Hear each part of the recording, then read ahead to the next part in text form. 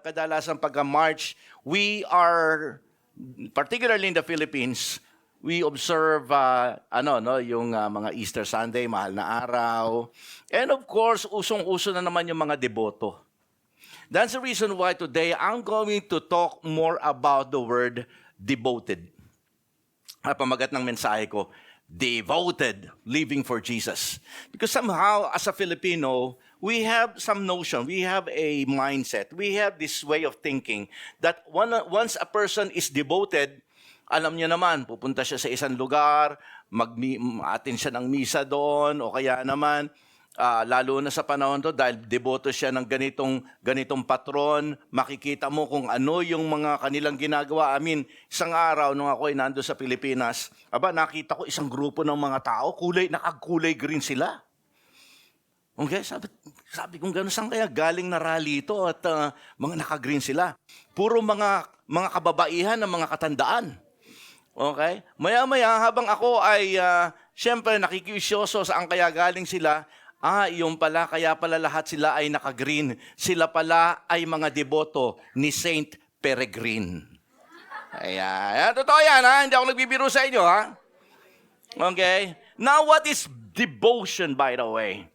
Today, we're going to talk more about devotion.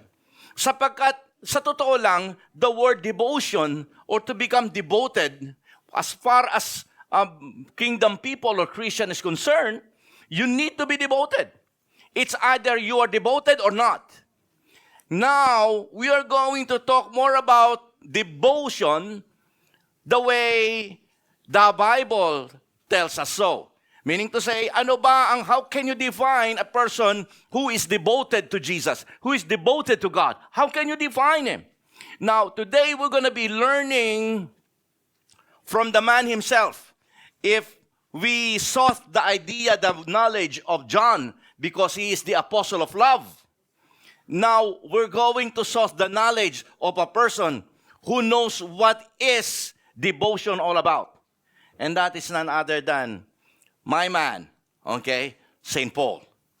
Titingnan natin sapagkat siya ay gumawa ng teaching sa mga Kristiyano sa Philippians. Yung mga Kristiyano sa Philippians, mga kapatid ko, as you know, as I always say, the reason why Paul wrote a letter for the Philippi Christians is because they were going through spiritual difficulties. There were so many false teachers that are roaming around that, kumbaga, sort of poisoning the mind of the Christians. That's the reason why he wrote this letter to the Philippian Christians, so that they will know how to be more devoted, because that is how you will combat the wrong teaching of the false teacher. Alam po ninyo, sa panahon natin ngayon, ang mga false teacher, hindi kanya sasabihin na mali si Jesus Christ, mali yung ganito, mali yung ganyan, mali ang Bible. They attacked very subtle. Ang atake nila, hindi mo halatang inaatake ka. Kagaya nan sa panahon nila Pablo. Ang atake nila, very subtle. Ganyan kagaling ang gawain ng talino ni Satanas. Hindi kanya kokontrahin, somehow nag-agree, pero sasabihin may mali ka. At kung ikaw ay hindi maalam sa salita ng Diyos, at kung ikaw ay wala sa firing line, hindi ka devoted sa ating Panginoong Jesucristo, madali kang magoyo, madali kang madaya. Are you here? Okay? That is how you will combat the enemy, the false teaching. You need to be devoted. Okay? Kaya lang, sabi ko nga po sa inyo, we have this wrong notion. We have a wrong mindset, way of thinking when it comes to devoto. Pero hindi mo maaalis na ikaw at ako, kung ikaw ay mananampalataya, kinakailangan mo maging deboto ng ating Panginoon Jesucristo. But, devotion in a biblical way. That's why, ang teksto natin ay nasa Book of Philippians. Okay? Tinuruan ni Pablo ang mga taga-Pilipos kung how it's like to be a devoted follower of Jesus Christ. So we're gonna be studying the teaching of Paul para makita natin dito, paano ba natin malalaman what are the marks of being devoted to Jesus? Let's read Philippians chapter 3, 7 to 16. But whatever was to my profit, I now consider loss for the sake of Christ. What is more, I consider everything a loss compared to the surpassing greatness of knowing Christ Jesus my Lord, for whose sake I have lost all things. I consider them rubbish, that I may gain Christ, and be found in him, not having a righteousness of my own that comes from the law, but which is through faith in Christ, the righteousness that comes from God and is by faith. I want to know Christ and the power of his resurrection and the fellowship of sharing in his suffering, becoming like him in his death, and so somehow to attain to the resurrection from the dead. Not that I have already obtained all this or have already been made perfect, but I press on to take hold for that which Christ Jesus took hold of me. Brothers, I do not consider myself yet to have taken hold of it, but one thing I do, forgetting what is behind and straining towards what is ahead. I press on towards the goal to win the prize for which God has called me heavenward in Christ Jesus. And last, verse 15, all of us who are mature should take such a view, and on some point, if you think differently, that too God made clear to you. In 16, only let us live up what we have already attained. Now, we're going to somehow subdivide all these verses so that we can see kung ano ang itinuturo, ang ibig sabihin dito ni Pablo sa mga Kristiyano sa Pilipay. Okay? In here, we can see how important it is to understand what are the marks, what are the things, the characteristic of a man who is devoted, living for Christ. Okay? Kasi tandaan po natin mga kapatid ko, sabi ko nga kanina, it's either you are devoted or not. We have no other choice. Walang middle ground. Kinakailangan talaga maging devoted tayo sa ating Panginoong Jesucristo. Hindi pwedeng si Jesus Christ is parang extra appointment lang. Yung bang parang my career plus Jesus. Or my ambition plus Jesus. My business plus Jesus. My barkada plus Jesus. Hindi pa pwedeng ganon. Okay? If you are like that, you are not devoted to Jesus. Because the person who is devoted to Him, everything about that person is all about being devoted to Jesus Christ. Kahit ikaw ay pangkaraniwang nanay lang, pangkaraniwang trabahador lang, isang estudyante, whatever it is, you can never ever make Jesus your extra appointment. It's all about Jesus or nothing. Kaya kahit na ikaw ay, sabihin natin, nagtatrabaho ka sa factory o ikaw ay isang estudyante, you can still be devoted to Jesus Christ while you are doing these things. Because everything about you is about being devoted to Jesus. Are you ready? Alright? Titingnan po natin ngayon kung anong tinuturo ng ating Apostol Pablo.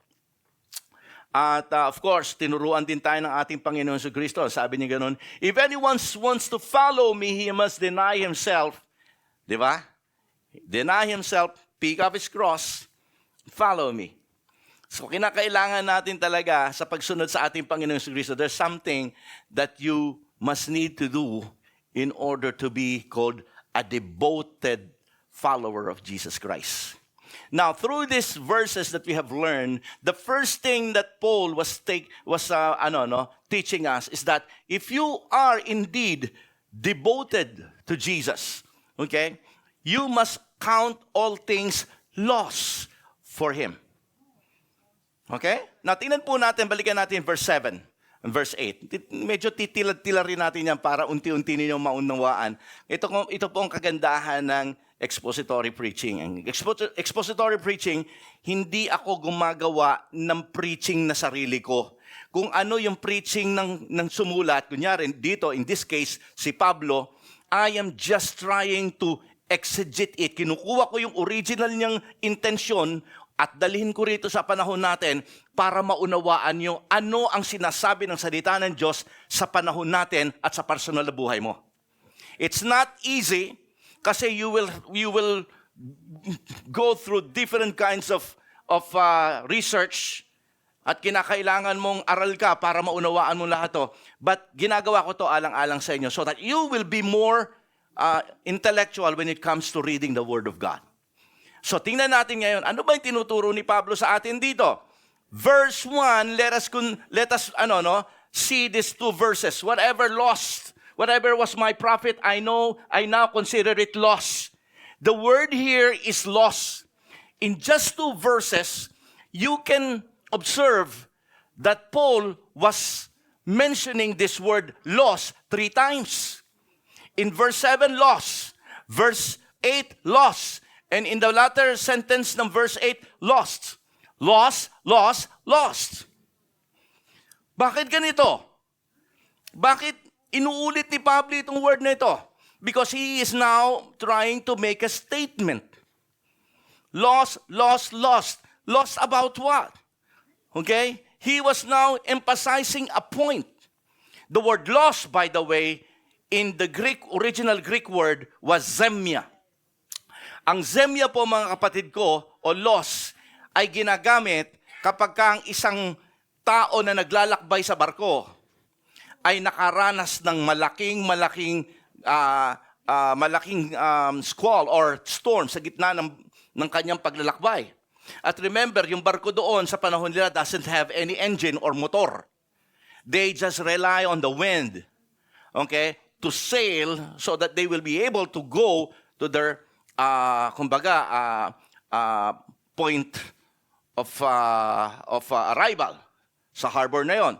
But if they will meet accidentally a storm, unexpected storm, alam po ninyo, dahil yon ay kahoy lang, wala pong bakal, wala pong lahat, hindi kagaya ng ship natin ngayon, okay, at walang engine, ang gagawin po nila para maging buoyant at hindi lumubog ang barko, lahat ng mga kargada nila, itatapon nila sa karagatan. At kahit na napakahalaga, no matter what, how important, how expensive, yung kargamento mo na yun o bagahe mo na yun, you need to decide between the two. Tapon yung bagahe o mamamatay kayo kasama ng bagahe. So, you will consider it loss. Zemia. Kahit na gaano kamahal, gaano kaimportante, yung bagay na yon, itatapon mo na yan sapagkat wala na yon, wala nang silbi yon. It's about your life or kumbaga sync with that important thing na sa'yo ay ay importante. So mamimili ka ngayon. Kaya ginamit dito ngayon ni Pablo, zemia, loss, sapagkat para sa kanya, it doesn't matter anymore. Because it's a matter of life and death. Kung ito ang magiging priority ko, this will bring me to death. This will sink me to death spiritually. Kaya tama yung sabi ni Jesus Christ. Sabi ng salita ng Diyos, di ba? What can profit a man if he gains the whole world but loses his own soul? That is the same idea ng zemia. Hindi na ngayon importante para sa iyo ang mga bagay na kinukonsidera mong importante at kinukonsider ng mundong ito na importante. Now, let's continue. Ano ba si Pablo? Ano ba yung importante sa kanya before he met Christ? Before he accepted Jesus as his Lord and Savior, what was his desire? Okay? Ito verse 7 and 8.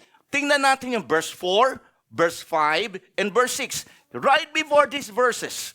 Hindi natin ito binasa, pero kaya kung hindi natin binasa yan, para makita lang natin mabuti at ma-emphasize natin, what are those things that are so important as far as Paul was concerned when he was not yet a born-again believer?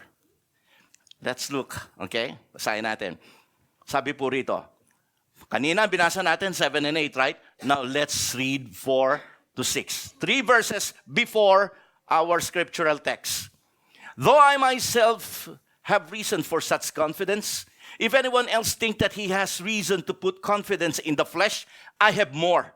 Now, sabi ni Pablo rito, kung iba sa inyo, akala ninyo, masyado nang malalim ang nalalaman niyo sa salita ng Diyos at matindi ang inyong pagiging relihiyoso, pagiging commitment niyo sa inyong relihiyon, sabi niya ganoon, higit ako sa inyo. Hindi kayo aabot sa aking pagiging religious. Bakit?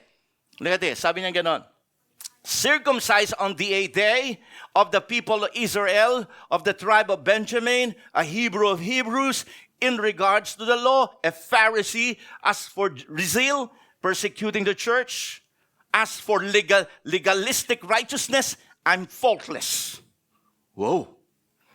Ano ibig na sabihin dito? Ano sinasabi niya rito sa mga Kristiyano sa Philippi? Kasi may mga, di ba, remember, ang problema rito, may mga false teacher. At sinasabi nila, kinakailangan, ganito gawin niyo, kinakailangan. Marami silang mga kinakailangan. Gumagawa sila ng rule na malayo sa pagiging Kristiyano. Kaya sabi niya ni Pablo, baka akala humahanga kayo sa kanila. Kung tutuusin yung mga nagtuturo na yun ng mga maling katuruan, kumpara sa akin, hindi sila abot. Okay? Bakit? First, look at this. He was talking about his pedigree. Okay? Anong klase yung level niya? Sabi niya, I'm circumcised on the 8th day.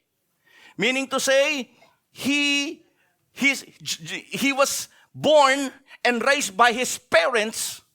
Matindi ito, ha? Sabi ko nga sa inyo, malupit ito. Okay? To be pleasing to God.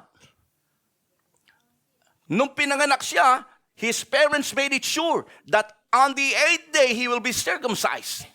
Sapagkat as far as Mosaic law is concerned, that is being done so that your child will become worthy before Yahweh. Yun. Kaya may circumcision. Sabi niya, I'm circumcised on the 8th day. Hindi lang yun. Sabi niya, I am from the tribe of Benjamin. Now, hindi lahat coming from the tribe of Benjamin. Now, the reason why he was so proud about I'm coming from the tribe of Benjamin is because most of the leaders in the Old Testament came from the tribe of Benjamin. Okay? King Saul came from the tribe of Benjamin. Okay? Gideon, just to name a few. Hindi lamang po yun, mga kapatid ko. Listen to this. Pagkatapos ng kingship ni King Solomon, medyo meron tayong rito, medyo teaching tayo rito ng Old Testament theology. Nung pagkatapos mamatay ni King Solomon, ang kingdom ng Israel nahati sa dalawa. Nagkaroon ng North and Southern Kingdom. Okay? Alam niyo yan. Now, alam niyo ba na yung Northern Kingdom consists of ilan yung tribes ng Israel? 12 tribes, right? 10 tribe ng Israel nasa Northern Kingdom. Only 2 tribes were in the Southern Kingdom. Yun yung nandoon sa Jerusalem. And that is the tribe of Judah and tribe of Benjamin. Alright? Now, in time, the Northern Kingdoms became idol worshippers. But the Southern Kingdom kept themselves pure before Yahweh. Thus, okay, the Southern Kingdom became the true blue Jew. Yan. Sila talaga yung Hudyo. Sapagkat yung Old Testament, hindi sila Jew. Okay? Okay? Pangalan nila ay, they were Hebrew. Okay? And then, nung naging nation na sila, naging Israelite na sila. But then again, in the New Testament, doon yung Jew. Nagkakaroon kayo ng idea? Okay? Now, having said that, parang ngayon sinasabi ni Paul, hey, I'm from the tribe of Benjamin. If you say that they are Israelites, I'm a Jew. Okay? I came from the southern kingdom. Okay, where Jerusalem is located. At the same time, sabi niya, at pagiging Hebrew, Hebrew of Hebrew ako. Bakit na sinabing Hebrew of Hebrew siya? Because the Hebrew people during the time of the Old Testament, they were the ones that were given the commandments, the Mosaic law. At ang sabi niya, I am Hebrew of the Hebrew. Why? Look at this. Because I'm a Pharisee. I'm sorry. Tingnan niyo kung bakit. Look at this. In regards to the law, because sa Hebrew nga binigay yung law, tama? With regards to the law, I'm a Pharisee, and as far as the zeal, I even, kumbaga, wala sino yung nag-persecute sa inyo, sino nakalaban nung lumalaban sa religion namin? Ako. Pinagpapatay ko nga, pinakulong ko nga, pinahirapan ko nga yung lumalaban sa religion because he thought that religion is the only way to go to heaven. But when he met Jesus during his walk going to Damascus, he learned that he was not physically blind, he was also spiritually blind. Ang akala niya, ang relihiyon niya, ang pagiging mahusay niyang relihiyoso ang magdadala sa kanya sa langit. Maraming mga tao kaya gumagawa ng mabuti, tutulong sa mahihirap, gagawa ng mga, alam po ninyo, pupunta sa mga pobreng lugar, mamibigay, magpapakain. We know, we thought that it is good. Tandaan natin, maganda yon. Pero hindi doon natutuwa ang Diyos. That's part of religious work. Si Pablo, sabi niya ganon, higit pa ako sa mga gumagawa nun. You can see my pedigree. You can see that I'm a blue-blooded Israelite. I'm a Jew. I'm the Hebrew of the Hebrew. When it comes to the law, I'm a Pharisee. Alam niyo po ba yung Pharisee sa panahon nila? These are people who understand the law. They are like lawyers of their time. And this man, Paul, was a direct student of one of the best member of Sanhedrin of his time, Gamaliel. No, not many, okay, happens to experience to sit before Gamaliel. Kumbaga meron po siyang PhD sa law. At yung isa sa pinakamagaling na law professor, yun yung kanyang professor. That's how he's saying it. I'm a Pharisee. Hindi lang, paano sinasabi, I'm a law expert when it comes to the law. When it comes to ritual, I know everything. I'm a Pharisee. Can you get the point? Hindi lahat pariseyo. Sabi niya na, I'm a Pharisee. So, kung makikita niyo yung pedigree niya, ibang-iba siya. And yet, sabi niya ganon, now I consider all of those things lost. Nagigets ninyo? Kung ikaw ay mananampalataya at sinasabi nating tayo ay devoted sa ating Panginoon at mayroon pa tayong mas niyayakap higit pa sa ating Panginoon, then there's a question in our devotion towards Jesus. Paul was saying, you know what? I am considering everything lost. And he even, tingnan po ninyo, he even extended the word lost. Hindi lang lost para sa akin to. You know what? In fact, yung mga bagay na ito na maganda sa paningin ng tao, na akala ko maganda din sa paningin ko, this thing that I have, being a Pharisee, being Hebrew of the Hebrews, being prepared by my parents to become worthy to serve God, dahil I was circumcised at the 8th day.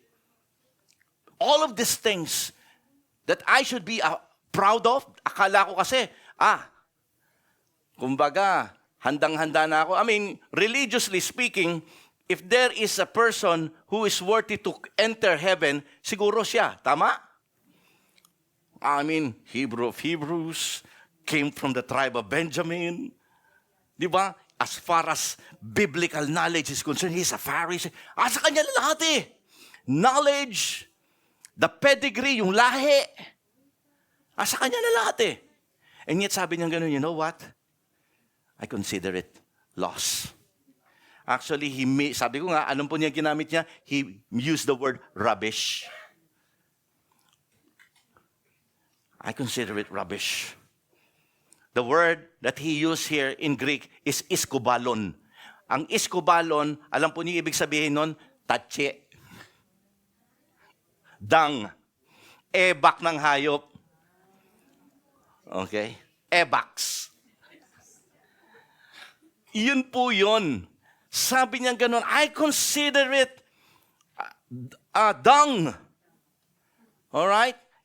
Alam po ninyo kasi nung araw, wala naman silang kotse, wala silang motor, walang engine. Ang sasakyan nila, mga kabayo, okay? Yung mga, sa panahon natin, kalabaw, okay? I remember, nung ako po ay binata pa kami, nandun ako sa Zambales at kami nagmi-mission doon. At kami ay binigyan nung nakatira doon sa tabing bahay na aming tinitiran ng anong tawag doon, yung kasoy. Yung kasoy na yon, para makuha mo yung kasoy at makain mo, aanihin mo yon, isisigaan nyo. So, ilalagay mo sa ibabaw yan. Meron kaming screen na tinuro sa amin. So, ganun ang ginawa namin. Kaya lang, we ran out of wood. Sabi nung taga doon, yung bata, taga doon, kayo maglala. Marami. Dahil wala mong panahon wala pang ilaw sa gabi. So, parang gasera lang. Kukuha ko. Maya-maya, bumalik na yung bata. Okay? May dala-dala siya. Parang mga katad na matitigas.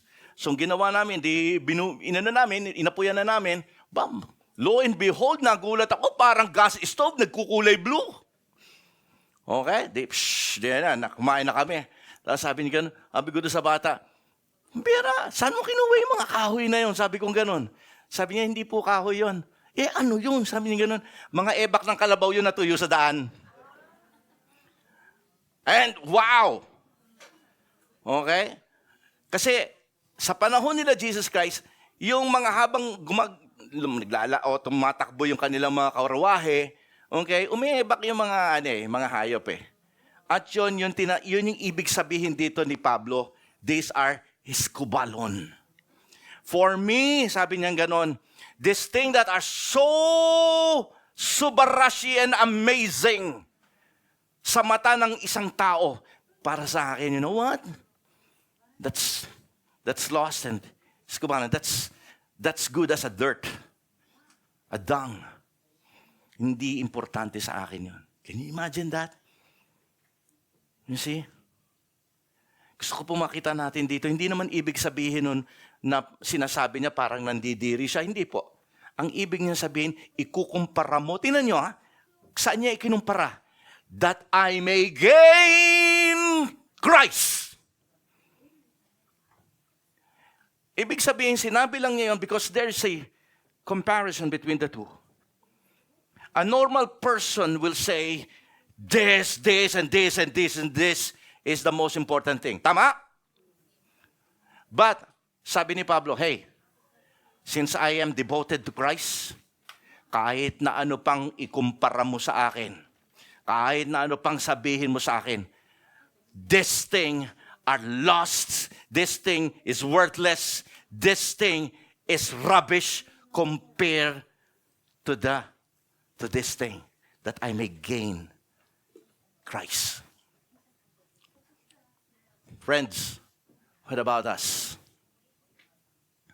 Now, Paul is now saying all of these things that the world are looking for, looking after, ask me, they are garbage. They are not, all of those things are not so important if you will give me a choice between gaining Jesus and gaining these things that the world is after. Kaya kung ikaw ay mananampalataya, Okay? Kung ikaw ay isang sumusunod sa ating Panginoong Hesus, kahit wala ka nun, subalit ikaw ay sumusunod sa Kanya, mas mapalad ka. Yun ang sabi ni Pablo eh. Wala kang dapat pang hinayangan if you're missing so many things about your life, but you are spending so much time with Jesus, gusto kong maunawaan mo, you are on the right track. Palakpakan po natin sa ating Lord. Minsan, we try to compare ourselves with those people that we see in the Facebook. Na parang buti pa siya. No. Because the Bible says, particularly Paul, hindi ako nanghihinayang. Hindi ako naiinggit. Because as far as I'm concerned, kung ako ay totoong naglilingkod sa Panginoon, mas masaya ako ngayon. Sabi ni Pablo yan, hindi po ako may sabi niyan, nababasa natin ngayon yan. Okay? Of course, kung wala si Jesus, importante yan sa atin. Ganyan din si Pablo eh. Amen? So, that's the first mark of a person who is devoted to Jesus. Now, there's a second way, okay? And that is, if you are devoted, a man who is devoted is a man who has passion to know Christ. Last week I was talking about this. Tama? Yung word knowing. Because, di ba, if you want to love God back, the first thing you should know is you must know Him. Hindi mo pwedeng mahalin ang isang tao na hindi mo siya kilala ng lubusan. Kikilalanin mo at the more na nakikilala mo siya, the more you get impressed with that person, the more you fell in love with that person. Tama? Ganon din sa ating Panginoong Jesucristo. Kasi minsan may mga bagay tayo nalalaman sa isang tao na hindi natin gusto, and then biglang yung pagkagusto mo, biglang puwang. Tama? Pero kung ikaw, sig kay Lord, hindi ka madidisappoint. Remember when I said last week that I always get lost with the love of God? Many times I question Him, Lord, bakit kinakailangan kong dumaan dito? Mahal mo ba talaga ako? And then after so many days na overcome ko na yung problema na yon, looking back, doon ko maunawaan, Panginoon, salamat po. Mahal mo pala ako, kaya mo ako pinadaan doon. You always get lost with the love of God. Amen? Hindi natin kayang sukatin. Yes, palakpakan po natin si Lord yan. Ang palakpak sa ating Panginoon. That's the reason why knowing Him is important. Now, tuloy natin yung verse 9 and verse 10. And to be found in Him and not having righteousness of my own that comes from the day, that which is through faith in Christ, the righteousness that comes from God and is by faith. Look at this verse 10. And I want to know Christ. The word know is ginosko. Meaning to say, okay, I want to know Him through my experience. Okay, it's an experiential knowledge. This is not an intellectual knowledge. So many people want the intellectual knowledge dahil ang akala nila ito ang magdadala sa kanila para maging pastor sila. Ito ang magdadala sa kanila para maitaas ang kanilang position sa buhay. So many pastors na nakita ko, alam po ninyo, oo, natapos nga sila ng Bible school, pero hindi nagbago ang kanilang karakter sa buhay at pananaw sa buhay. Why? Sapagkat meron silang intellectual knowledge pero wala silang experiential knowledge. For example, mas magaling ang isang NPA na tawag dito na lumaki at natuto ng jungle combat dahil siya ay nakipaglaban simula nung siya naging NPA kesa sa isang PMA na walang karanasan sa labanan. Intindihan nyo? He has all that theoretical knowledge, pero tatalunin siya ng isang NPA na sanay sa labanan sa jungle. Naintindihan yung sinasabi ko? Ang ibig sabihin, ito rin ang problema ng maraming mga Kristiyano. Hey, this is Paul, ha? Paul is a very intellectual person. He loves knowledge. But this time around, sabi niya, I want to know Christ. I want to ginosko. I want to experience that knowledge about Christ. That is what he's talking about here.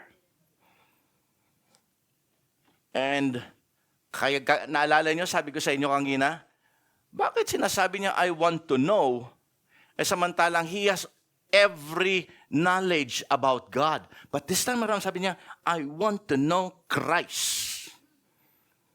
Okay? Kumbaga, this time around, malinaw na sinasabi niya sa kanyang puso, this is my desire.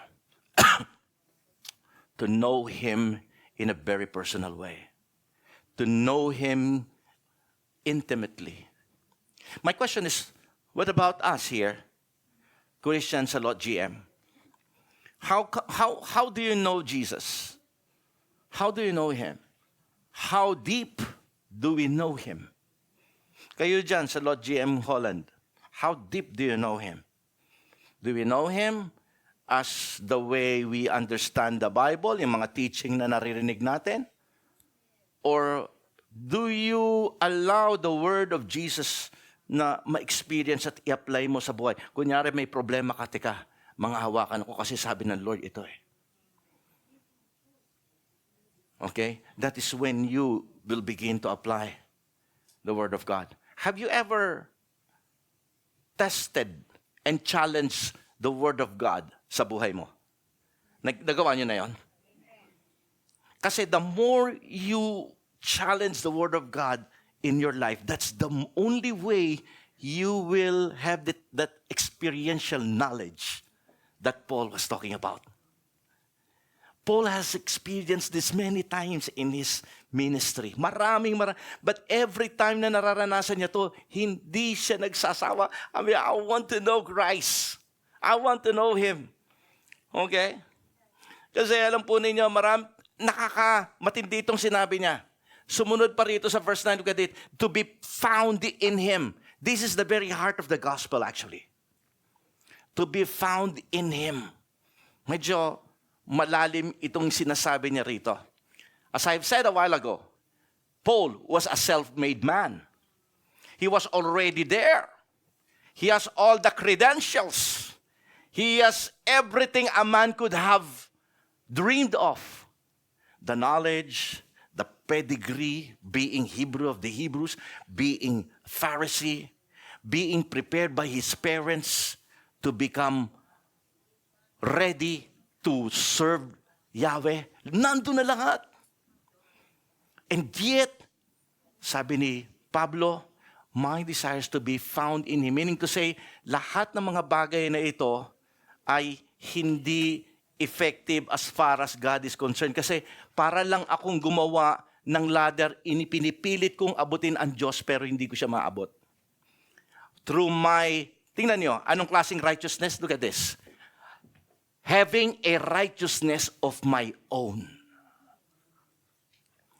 This is what I call self-effort righteousness.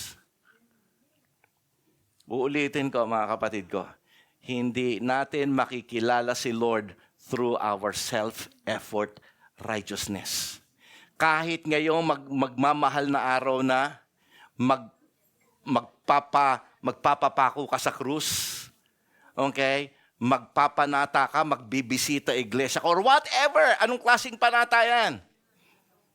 Okay? Kasi tayo, most of us Filipinos came from Roman Catholic backgrounds. That's the reason why you know what I'm talking about. Alam nyo ba, ako nung bata ako, dahil lahi namin, kami talagang sarado, kandado, barado, sementado, lahat ng ado, meron kami. Okay? At yung susi nung kandado, nawawala pa. Okay? So, ganun talaga kami. And alam nyo naman, ng aking uncle ay pare, Monsignor. Okay? Nandito si Tita Glo. To prove to you, yun ang kanilang pura paroko, yung uncle ko. Okay? Now, having said that, bata pa lang ako, tinuruan na ako ng lola kong kumanta dahil ang lola ko, ang panata niya, sa tuwing mahal na araw, siya ay kakanta sa pabasa. Since ako po ay lola's boy, tinuruan niya akong kumanta sa pabasa. Kaya magdueto kami. Siya yung aking segunda, ako yung kakanta, segunda ko siya. Okay? Hanggang sa bata pa lang ako, nakilala na kami ng lola ko. Okay? Ang maglolang nagdudueto sa pabasa. Ganon kami, mga kapatid ko. Kaya alam ko yan, yung ang unang letra ay Asunsyon. Ere na may resurreksyon. Ang ikatlo'y adorasyon. Oo. Okay? I mean, you know what? Alam ko lahat yan. But of course, okay, all of those things, according to Paul, your religiosity is nothing. You're just like trying to make your own ladder, trying to reach God. Your religiosity, our religiosity, whatever it takes, can never ever make you acceptable before God. At maraming mga tao ang nakatali at nakakulong sa prison house na ito, okay? Yung prison house na I have to, kinakailangan kong gawin to, kasi kung hindi ko gagawin ito, hindi ako tatanggapin ng Lord. Kung hindi ako magiging mabait, hindi niya ako tatanggapin. Kung hindi ako tutulong sa iba, masama ako, hindi niya ako tatanggapin. Those are the religious work. At maraming mga tao ang nakabilanggo. If I am not going to do this, I'm not going to be... My friend, that is not grace. My friend, that is transactional. Okay? Transactional way of righteousness. That is not being devoted. Ang akala ba natin sa ating righteous effort? Okay? Pagsunod, ang akala natin, ma-please natin si Lord? No. The only way we can please God is by having faith. Look at this. Sabi niya gano'n. Sumunod. But that which is through faith in... Saan lalabas ang righteousness? The righteousness that comes from God. See? You can never unlock righteousness unless you put your faith in Jesus. When you put your faith in Jesus, the righteousness of God will be unlocked. And that's the only way God will make you acceptable to Him. It's not your effort. It's the effort of Jesus for you. Palakpakan po natin si Lord dyan. See? Kasi kapag ka naging transactional yung parating, yung self-effort yan, yung righteousness mo, alam mo yung magiging, pagka nagsasucceed ka, magiging pride yan eh. I did it my way. Oh, nakapagpagawa ako ng ganito, napaayos ko ito, natulungan ko. Tama? That's religion. Pero if you fail, ano mangyayari if you fail? Pagka nagsasucceed ka, pride. But if you fail, ano nangyari? Despair. Lord, hindi ako karapat-dapat. Napakasama ako. Hindi ako sumunod. Hindi ako makasunod. Pinipilit ko. Pinipilit kong bumait, pero di ko magawa. Tama? Despair. And God will not... Actually, kapag lumapit ka sa Kanya, according to the Bible, kapag ka ikay lumapit sa Kanya, hindi siya magdadalawang isip kung ikaw ay hingi ng kapatawaran. Pero you're trying to make it with your own effort. Ano mang bagay na gagawin mo, if that comes from your righteous effort, wala yan. Give it away. Put your faith in Him. And God will do the rest for you. Palakbang po natin si Lord dyan. That's devotion, my friend. That's being devoted to God. Because true devotion doesn't start from your effort. It starts from your true surrender. Amen? The third one. Okay. You will see that the third mark of devotion, you will know that you are devoted when you are beginning to see new life, new things going on in your life. Okay, tuloy natin. Verse 10. Panatilit sa verse 10. Naalala natin kanina yung sabi, I want to know, ginosko. I want to know Christ. Hindi lang Christ ang gusto niyang makilala rito. Okay? Hindi lang ginosko, to know Christ. Sabi niya rito, and the power of His resurrection. He wants to know the power of His resurrection. Now, the question is, what is this power? Ano itong power na ito? Okay? We're not talking about power bank to extend the power of your iPhone, of your Android, no? This power is, kumbaga, ito yung desire ni Pablo na maunawaan niya yung kapangyarihan na ito, the power of the resurrection of Jesus Christ. Later on, he learned. Okay, and he wrote this in the book of Ephesians. Chapter 1, verse 19, he explained this in a very vivid way. Verse 19 and 20 says, and His incomparably great power for us who believe. Teka muna. Kung kanina, the power of resurrection, now He's now trying to make this power of resurrection, He's now calling it great power. Tandaan natin, ang pinag-uusapan natin dito yung resurrection ni Jesus Christ, ha? Tama? Tingnan ninyo sa verse 20, baka akala nyo hindi naman resurrection ni Jesus Christ. Tingnan yung verse 20. Which He exerted in Christ. Ayan na. When He resurrected, when He raised Him from the dead, and seated Him at the right hand in the heavenly realm. So Paul was talking about the power of resurrection here, ha? Hindi tayo nagbabago rito. Baka akala nyo, iba, hindi. Pareho lang. Nasa book of Ephesians lang. At this time around, he's now trying to explain yung power of resurrection na sinasabi niyang, I want to know Christ and the power of resurrection. Now, he's now calling this power of resurrection, this power, what? A great power. Now, tuloy natin itong verse 19 para maunawaan natin ngayon. Ginamit ko na yung verse 20 para maunawaan nyo na he was talking about the resurrection, the power of resurrection ng ating Panginoon Jesucristo. Kasi nandito sa verse 19 ang sustansya. Sabi niya dito, that the power, tingnan nyo, that power is like the working of His mighty strength. Okay? Which exerted in Christ when He raised Him from the dead and seated Him at the right hand of the heavenly realm. Now, he was talking about this mighty strength. Okay? Because, balikan natin yung verse natin kanina para makita natin dito. I want to know Christ and the power of resurrection.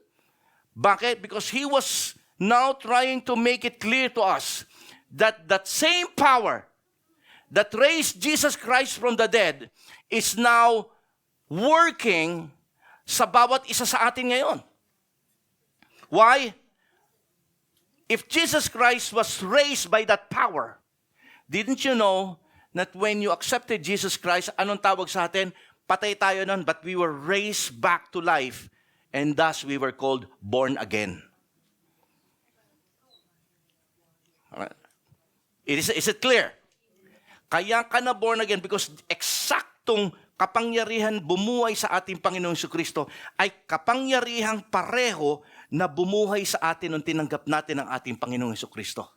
That's why itong power of resurrection na ito ay napaka-importante because Jesus Christ resurrected and we were also resurrected when we accepted Jesus Christ. Kaya nga we are the redeemed of Jesus because we have been resurrected from death to life.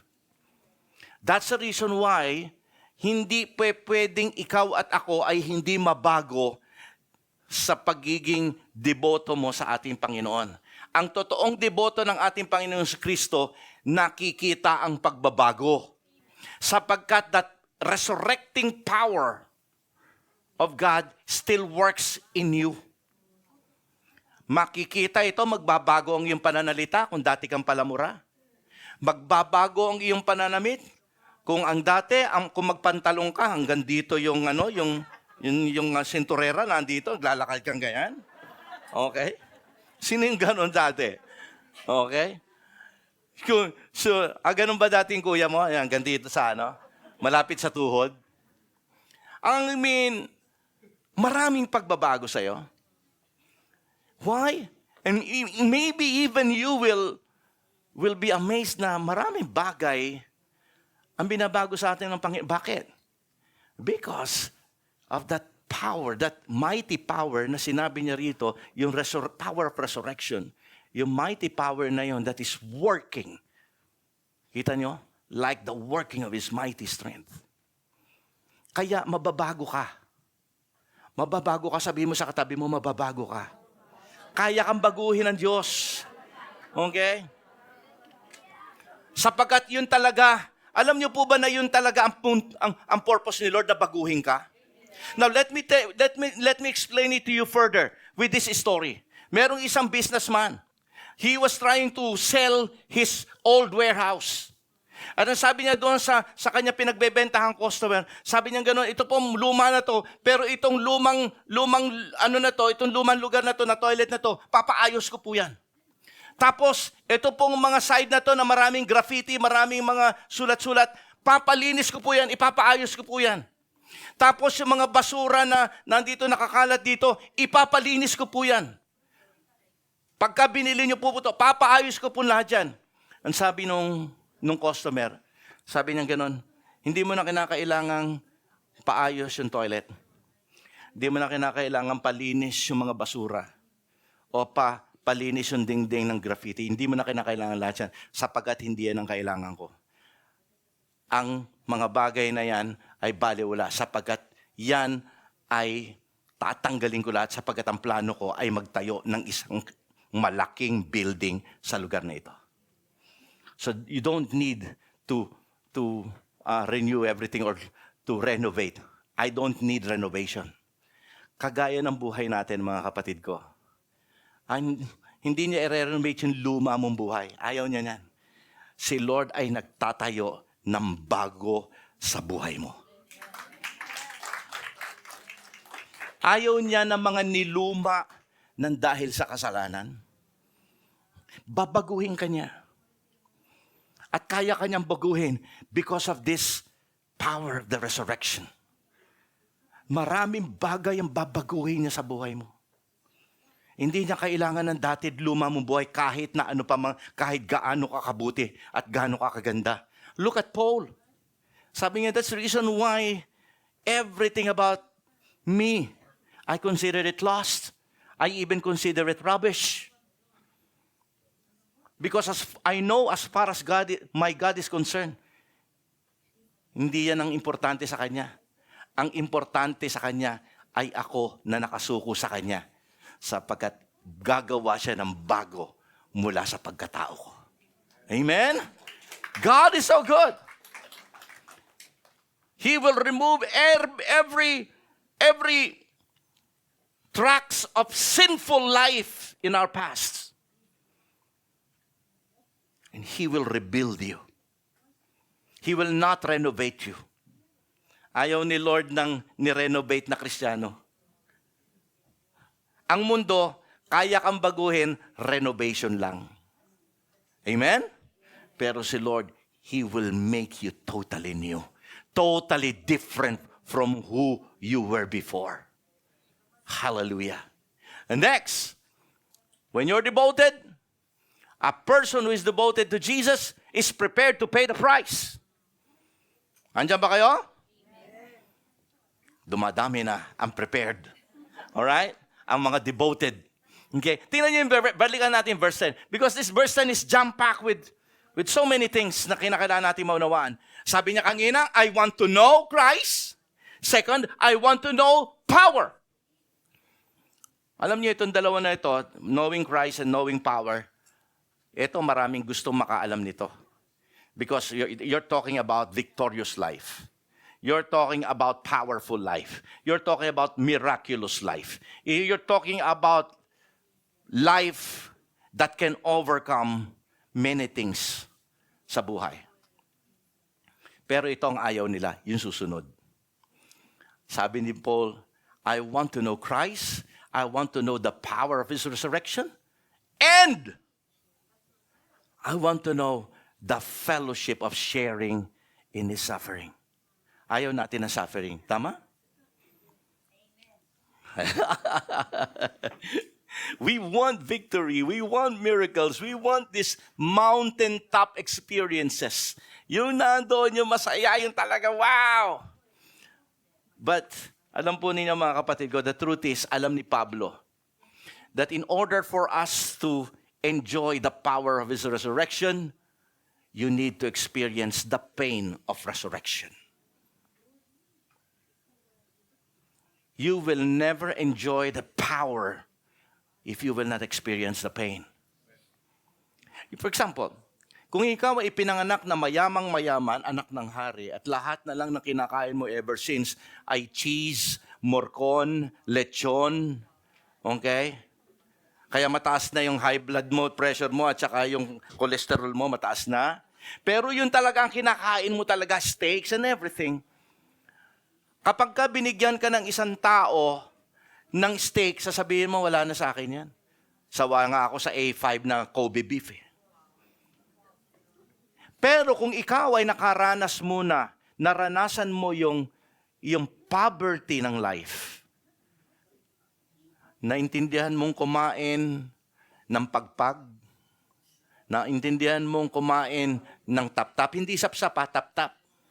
Tatap-tapin mo yung patis at itatap-tap mo sa kanin. At kakainin mo na yan. Iyan ang tap-tap. Masarap at mahal pa yung sap-sap. Okay? Kung naranasan mo yung mga ganyang pagkain, naranasan nyo ba yan? Ako naranasan ko kape.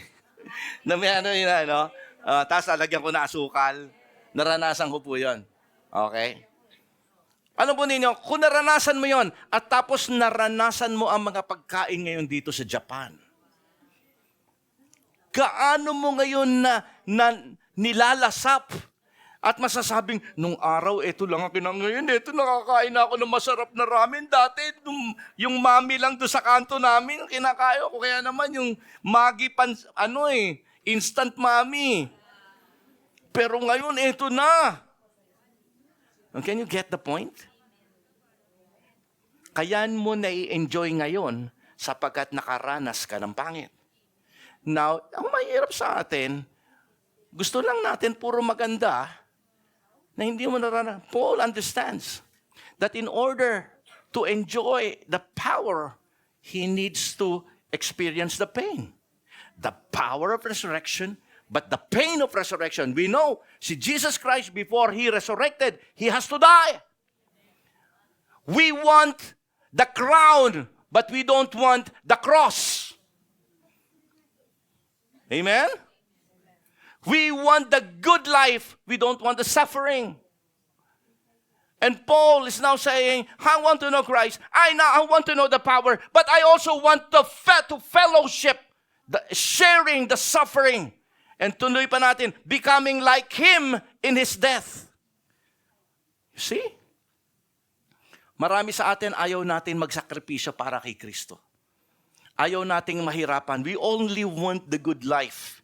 The good part of serving the Lord. We don't want to give. We don't want to sacrifice for God. We don't want na masasaktan kung ano man yung bagay na niyayakap natin ngayon. Hello? Are you willing to pay the price? You see? Ito po yung sinasabi sa atin ni Pablo ngayon. God might be asking for your reputation. You might lose your reputation. You might lose your comfort. You might lose your paycheck. You might lose everything that you care about in this life. Pero alam po ninyo, nothing more like it if that will be the way to gain Christ in your life. According to Paul.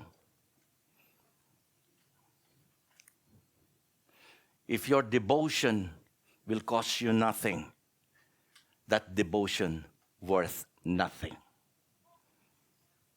Amen? It has to cost you something. lasts. Okay?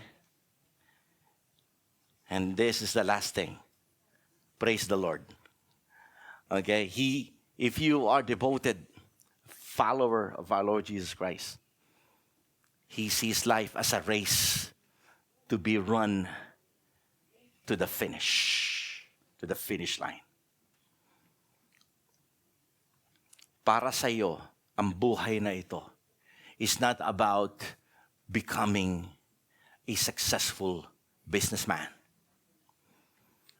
It's not about becoming most popular Christian sa loob ng church o sa body of Christ. It's not about fame. It's not about wealth. It's not about position. It's not about the thing that this world cares about. For you, life as a kingdom people, it's about a run that you have to run and run and run. At itong sabi ni Pablo, hindi po sabi ko yan. Balikan natin yung ating verse 13 and verse 12 and 13. Look at this.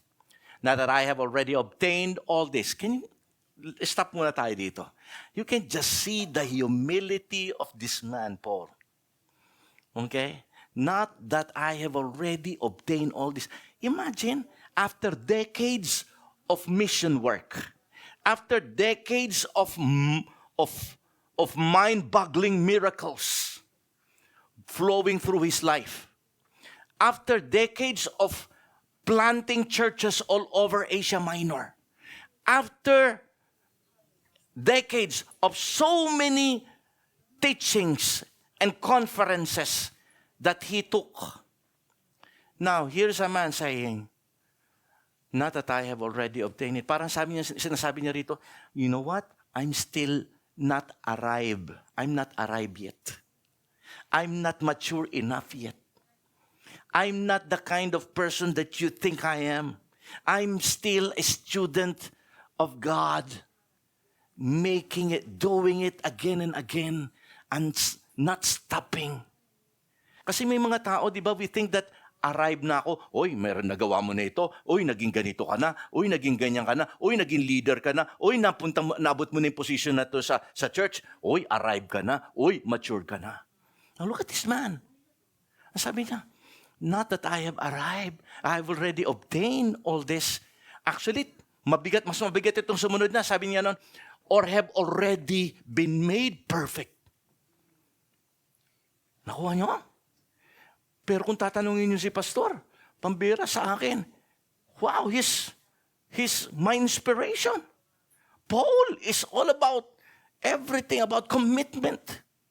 That is Paul. But look, sabi niya ganon, no.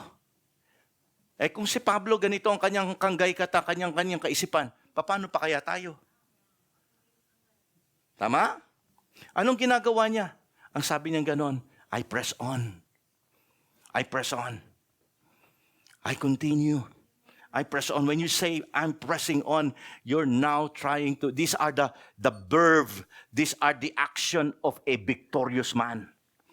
Okay? I press on. Ibig sabihin dito, he's refusing to quit. He's not allowing those negative thoughts, those pains, those things that makes him stop. He's refusing to stop. I press on. Because alam natin, pagka you press on, something is pressing you backwards. Tama? Pero sabi nga, I'm pressing on. Parang nagtutulak ka o tumatakbo ka. Kasi ginamit niya itong word na ito like a marathon runner. Dahil alam naman natin, pagka tumatakbo ka, mayroong pataas. It's like pressing you back. May mga iba-ibang, may mga terrain na pataas, pababa. But sabi niya, I'm pressing on. Sabi pa niya, I'm forgetting what is behind. I mean, Christians, if you want to be victorious sa buhay nito, magkaroon ka ng mentalidad na isang victorious. Keep on pressing on. Refuse to quit. Do not allow those negative thoughts, negative words, discouraging things to affect your heart and mind. Refuse to quit. Keep moving on. Keep moving forward. Sabi niya, I'm detaching myself to the past. Alam niyo kung bakit? Why he's trying to detach himself from the past? Kasi, alam po ninyo, naniniwala ba kayo yung nakaraan makakaapekto sa pangkasalukuyan? Si Pablo po, kaya sinasabi niyang forgetting what is behind. Sapagkat kapag ka ikaw, marami kang magandang nagawa, if you have so many good things you have done in your Christian life, that will make you what? Complacent. Kahit na hindi na ako magsipag ngayon, dami ko na naman nagawa noon eh. Lalo na si Pablo. That's why sabi niya, I'm forgetting what lies me. Kung ano yung nangyari noon.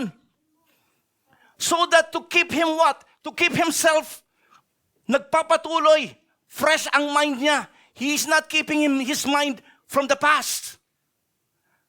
Kasi kapag ka marami kang nagawa ng nakaraan, magandang bagay na nakaraan, magugulat ka, tatamarin ka na. Total, marami na akong credit kay Lord eh. Isa pa, forgetting what lies behind, yung mga nakaraang pangit sa buhay niya. Remember, he put many Christians to jail. He was the reason why pinatay si Stephen. He was the Christians' enemy number 1. But sabi niya ganun, I have to detach myself from that past. Kasi minsan, that bad past in your life can paralyze you serving God. Are you here? Never allow your past to affect your present. Detach yourself from the past. Okay? And sabi niya ganon, I'm straining towards the goal. What's ahead? Ito yung sinasabing straining yun. Alam niyo yung isang runner na nakalin para magpatuloy yung kanyang takbo? That is what he's talking about here. Even though it's agonizing. My friends, isang bagay lang gusto ko maunawaan natin ngayon, mga kapatid. Okay? God is expecting us to be devoted to Him. It is devotion, being devoted, or not at all. Walang middle ground. And if you are devoted, you need to count all the worldly things lost. You have to have a passion to know Christ. You have to live in a new life. You have to prepare yourself to pay the price. Amen? Let us all stand up. You see, sa ating buhay bilang isang mananampalataya, it is God who will change you. You don't need to change yourself. Because any work that you will do to change yourself is a self-effort righteousness. Amen? Andiyan ba kayo mga anak ng Diyos? Remember that power of resurrection, that power that resurrected Jesus Christ, that power that made you a born-again believer is the power that still works in your life. That's good news. Amen? All you have to do is to keep on trusting upon Him. Let us all lift our hands together now. Let me pray for the whole congregation. God, we thank you for your word. We thank you for reminding us. Hallelujah. That all it takes is to put our faith in Jesus, believe in our faith, and then the righteousness of God will just burst out from God, make us worthy and become acceptable before you. Thank you, Father God, because it's not our effort. It's not our strength. But it's the finished work of Jesus that makes us worthy before you, O God. Today I thank you because your words are true.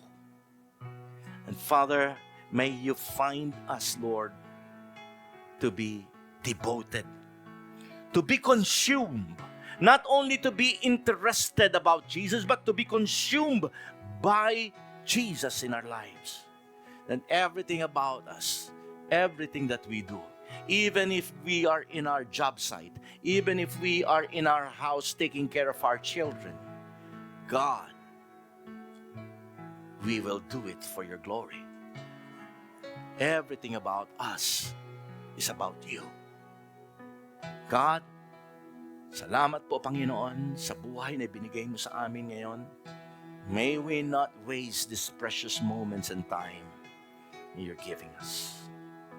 May you find us devoted in everything we do. We pray all of this in Jesus' name. Amen.